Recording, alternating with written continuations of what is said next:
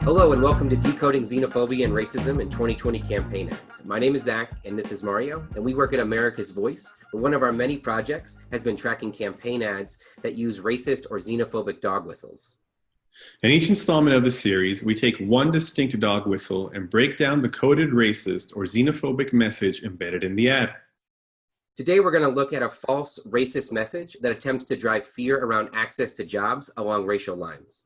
But first, let's define really what we mean when we're saying something's a dog whistle. In his book, Dog Whistle Politics, Ian Haney Lopez defines the dog whistle as a strategic manipulation of racial ideas for the pursuit of power and material wealth, meaning dog whistles trade in racist ideas, explicitly avoiding naming race directly, but invoking negative racial stereotypes that the viewer reacts often without making a conscious connection of the racist message. This strategic code is used intentionally so that politicians can deny their use of racism, giving a permission structure for voters to support them, even if that voter would otherwise reject outright blatant racism. But as we will see today, these same politicians and their allies also benefit financially by exploiting the undocumented workers they demonize in these ads. This benefit, both in terms of political power and increased profits, underscores that the use of the dog whistle is not racism just for the sake of malice, but is used as an attempt to divide voters along racial lines to vote their fear of non-white other over real solutions that would improve their lives. But as Ian Haney Lopez reminds us, dog whistle racism is racism. Indeed, it's racism's most poisonous core because it legitimizes, energizes, and stimulates the entire destructive project of racial divisions. Now, the racist dog whistles we are looking at today are going to make two variations of a false argument that the non-white other is stealing American jobs.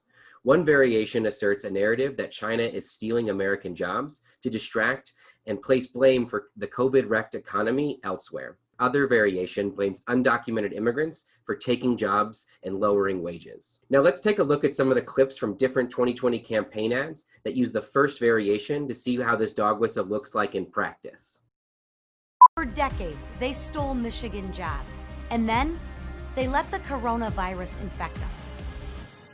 The Chinese government is responsible for the outbreak of the most destructive pandemic in a century. They covered it up, and more than 100,000 Americans have died. For years, they've broken our laws and stolen our jobs.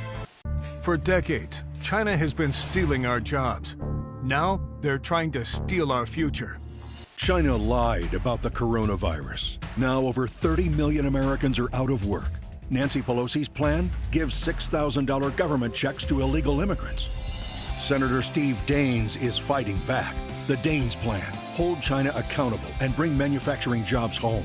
Ban immigration while our economy recovers. So Mario, what did you see when you were watching the clips in these ads? Yeah, I think what jumps out to me immediately is the complete reduction of complex issues like global trade and the pandemic spread to a simplistic xenophobic blame game, pointing the finger at the non-white foreign other as the sole source of the extreme and justified economic anxiety many are feeling right now. Using stock footage of Asian faces, extending the racial division even further as hate crimes against Asians here in America increases. You're right, this rhetoric really has real world consequences. And there's been some reporting that has found that there's been really nearly 100 recorded anti-AAPI incidents per day in the last several months. And while we can't say there's a direct one-to-one, really amplifying the messages through these ads are telling that this sort of racism is okay. Yeah, you're right. And I do think it's also important to know that two things can be wrong at the same time. As we know, the government of China has a horrible human rights track record, including the ethnic genocide of the Uyghurs, the Muslim population in China. Those policies deserve real criticism. Still, these ads use attacks on China as a straw man to foment racial division and fear around jobs and livelihoods.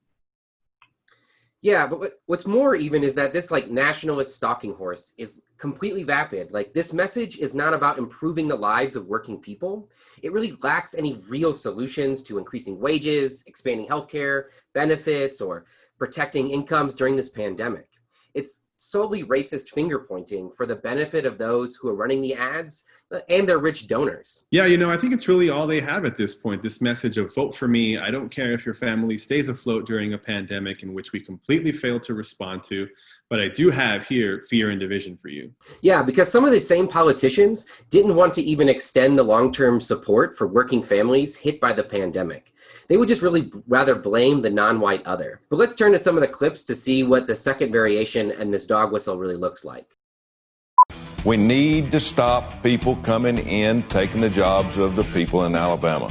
They're cutting their salaries, they're cutting their paychecks. Roger Marshall asked President Trump to let in 83,000 foreigners to take American jobs. Millions of illegal aliens cross our borders and take our jobs. Millions of Americans unemployed. Our borders have to be secure. That's why President Trump's order suspending immigration is essential. It's no wonder Trammell voted against a law that would stop local governments from hiring illegal immigrants. Illegal immigrants took our jobs, spread crime, and sent taxpayers to bill. So Mario, what stood out to you in this set of clips? Well, where do we begin, really? I feel like for me, what stood out first and foremost was the gross language that they use, like illegals or illegal immigrant, which clearly is an effort to dehumanize our neighbors and even families like mine that includes undocumented immigrants. This type of language is offensive and it's dangerous, as we've seen. If you stop seeing your neighbors as fellow humans, you can easily start to justify doing negative things to them. But the rhetoric, we have to remember, is intentional.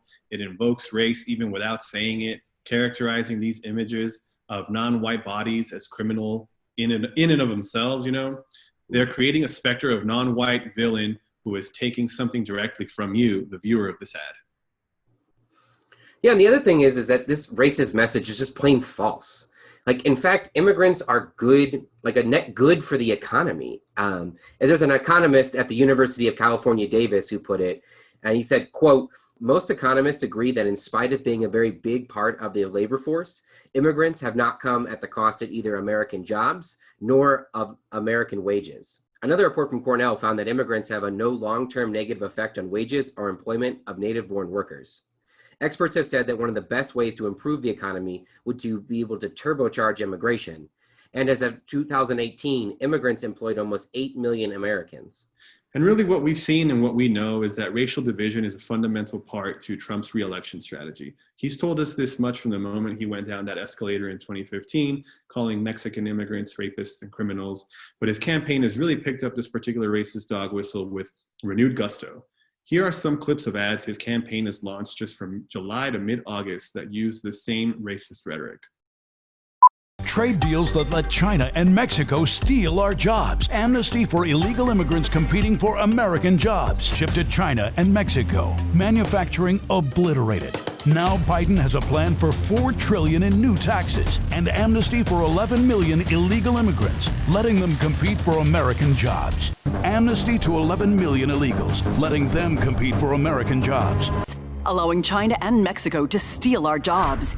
Amnesty for illegal immigrants, letting them compete for American jobs. And give amnesty to 11 million illegal immigrants, letting them compete for American jobs. Citizenship for 11 million undocumented folks. That means 11 million illegal immigrants competing for American jobs, eligible for free health care, Social Security, and Medicare. Well, the coded element here is pretty simplistic. I mean, Team Trump is really making it a one-to-one, using dehumanizing rhetoric to fearmonger over jobs while he sits in the most powerful job in the world, and then has no solutions to keep people employed, increase their wages, or their benefits. The hypocrisy of Donald Trump here is really important to underscore because of the cynical dog whistle he is using.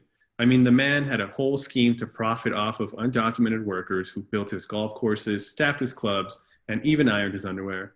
And there have been amazingly brave women who have taken on the president, who they understand got rich off of their backs, but challenged him on this hypocrisy, taking great risks to expose how Trump personally benefited from hiring the same workers he is trying to scare white voters with by saying they are going to take American jobs.